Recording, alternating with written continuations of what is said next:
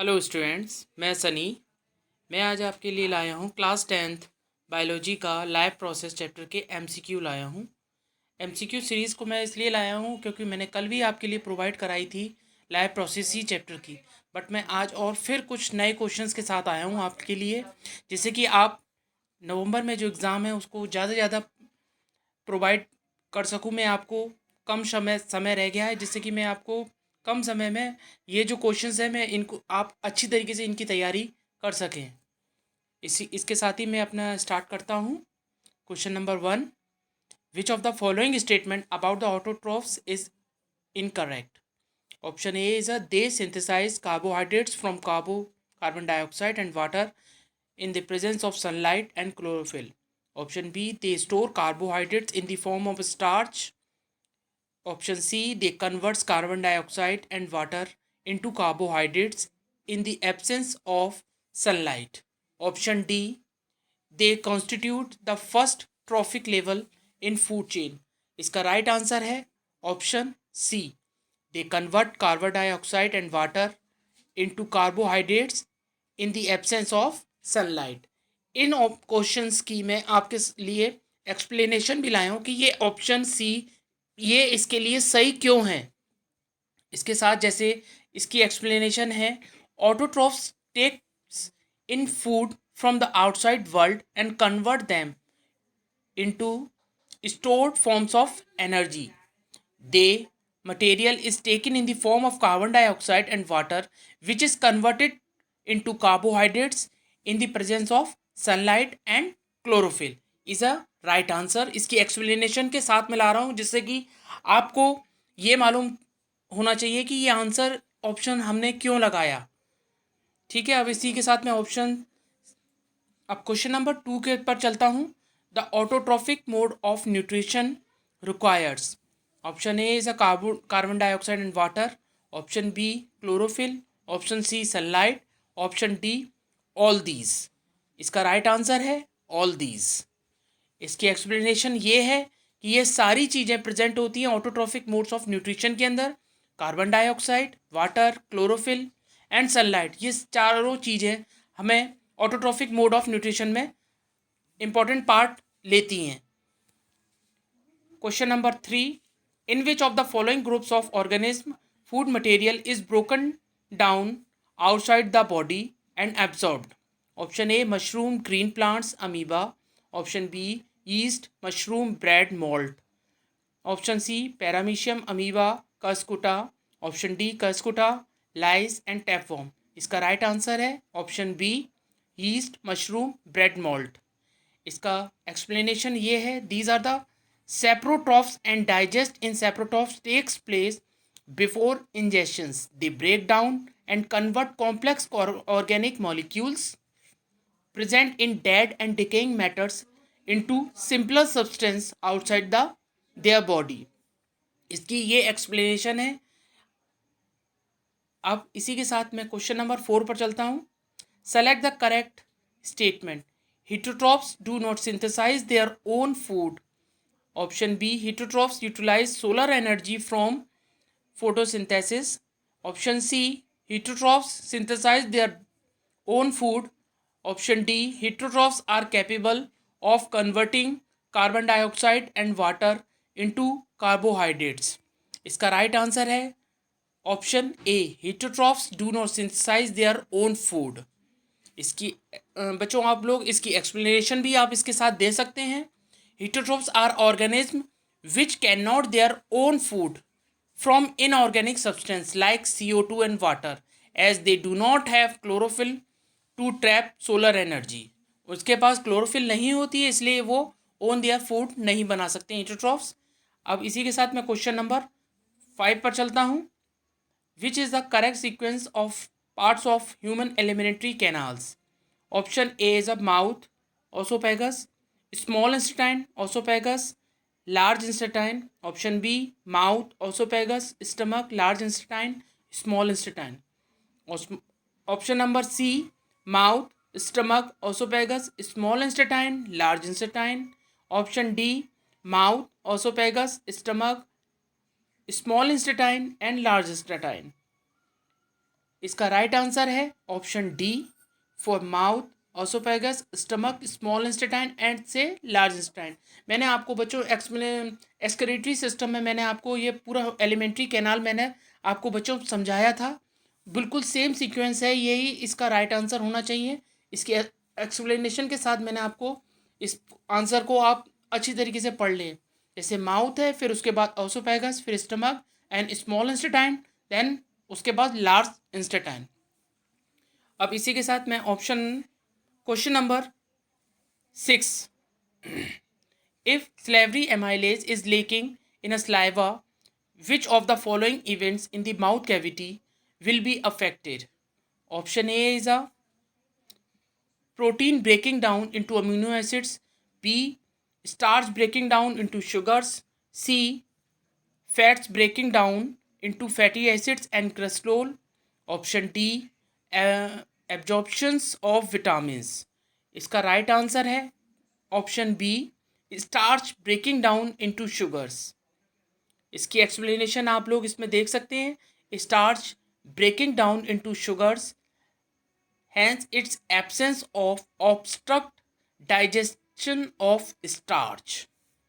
ठीक है, अब इसके साथ हम चलते हैं क्वेश्चन नंबर 7 पर। The breaking down of pyruvate to give carbon dioxide, water and energy takes place in cytoplasm, mitochondria, chloroplast and nucleus. इसका राइट आंसर है ऑप्शन बी माइटोकॉन्ड्रिया। ठीक है, इसकी एक्सप्लेनेशन आप लोग देख लें इसको। The break down of pyruvate to give carbon dioxide, water and energy takes place in mitochondria. अब question number 8, the inner lining of stomach is protected by one of the following from hydrochloric acid, choose the correct one. इसका options हैं pepsin, mucus, और इसका option C is salivary amylase and D is a bile. Is a right answer is a mucus. आप लोग इसकी explanation भी देख सकते हैं। The stomach has a lining of mucus cells. The mucus is secreted in a gastric juice by the glands present in a stomach wall. ठीक है, अब इसी के साथ मैं अब चलता हूँ क्वेश्चन नंबर 9 पर। Which part of alimentary canal receives bile from the liver? इसके ऑप्शंस हैं stomach, small intestine, large intestine and option D is oesophagus. Is a right answer is a small intestine. इसकी explanation है bile is dark green or a yellowish brown fluid which is produced by the liver and comes to the small intestine through hepatopancreatic duct. ठीक है, अब इसके साथ ही हम चलते हैं क्वेश्चन नंबर 10 पर। A few drops of iodine solution were added to rice water. The solution turn blue black in colour. They indicates that rice water contains. इसके ऑप्शंस हैं complex protein, simple protein, fats and starch. इसका right answer है option number D for starch. इसकी explanation है the formation of blue black colour in rice water confirm the presence of starch. ठीक है बच्चों, आप लोग इसके साथ ही मेरे साथ साथ पढ़ते हुए चले इसको, क्योंकि एक्सप्लेनेशन भी है तो आप इसको ईजिली आपके समझ में भी आएगा ये। और अब हम चलते हैं 11th क्वेश्चन पर। In which part of alimentary canal food in finally digested? Options हैं इसमें stomach, mouth cavity, large intestine, small intestine. इसके करेक्ट आंसर है इसका option D for small intestine. Explanation है is a major part of digestion takes place in small intestine where digestion is completed. ठीक है, अब हम चलते हैं क्वेश्चन नंबर 12 पर। Choose the function of the pancreatic juice from the following. इसके options हैं option A trypsin digest proteins and lipase carbohydrates, option B trypsin digest emulsified fats and lipase proteins, option C trypsins and lipase digestive fats, option D trypsin digest proteins and lipids emulsified fats. इसका right answer है option D. Trypsin digest proteins and lipids emulsified fats. और इसकी explanation है pancreas secretes pancreatic juice which contains following digestive enzymes: amylase, lipase, trypsins. Amylase break down starch, trypsin digest protein and lipase break down emulsified fats. ये इसकी explanation है। आप लोग इसकी explanation को भी साथ में लेके पढ़ते हुए चले। अब हम क्वेश्चन नंबर 13 पर चलते हैं। When air is blown from mouth into a test tube containing lime water, the lime water turned milky due to the presence of इसके ऑप्शंस हैं ऑक्सीजन, कार्बन डाइऑक्साइड, नाइट्रोजन और वाटर वेपर। इसके is a right answer is a carbon dioxide. और इसकी explanation है carbon dioxide react with lime water to form a calcium carbonates. Okay, अब हम question number 14 पे चलते हैं। The correct sequence of anaerobic reactions in yeast. जैसे option हैं इसके A glucose pyruvate ethanol plus carbon dioxide, option B glucose pyruvate and then lactic acid, option C glucose pyruvate and lactic acid, and option D glucose pyruvate ethanol plus carbon dioxide. इसका right answer है D glucose pyruvate और ethanol carbon dioxide. इसकी explanation आप देख सकते हैं इसमें। Yeast is an unicellular eukaryotes which carries out ethanol fermentations. In the first phase glucose is converted into pyruvate in the cytoplasm of the cell. Due to limited oxygen availability, pyruvate remains in cytoplasm where pyruvate decomposes and alcohol dehydrogenase enzymes carry out the secondary phase of anaerobic respirations. ठीक है, आप इसकी explanation देख लें। और अब हम चलते हैं क्वेश्चन नंबर 15 पर। ये भी हमारा वो हमने एनारोबिक का करा था। ये है हमारा which of the following is the most appropriate form aerobic respiration. इसके अंदर ऑप्शंस हैं glucose pyruvate plus CO2H2O plus energy, and option B glucose pyruvate CO2 plus H2O plus energy, option C glucose pyruvate plus energy, then option D glucose pyruvate plus energy, then change हो रही है CO2 plus H2O plus energy. इसका right answer है option D. D क्यों है इसकी explanation में हम लोग पढ़ते हैं इसमें। Aerobic respiration is complex break down to glucose into carbon dioxide and water and release of large amounts of energy in the mitochondria. Glycolysis is breakdown of glucose into pyruvate. ठीक है, अब हम इसमें चलते हैं क्वेश्चन नंबर 16 पर। Which of the following statement is are true about respirations. इसके options हैं during inhalation ribs move inward and diaphragm is raised, option B in the alveoli exchange of gases takes place, that is oxygen from alveolar air diffuses into blood and carbon dioxide from blood into alveolar air.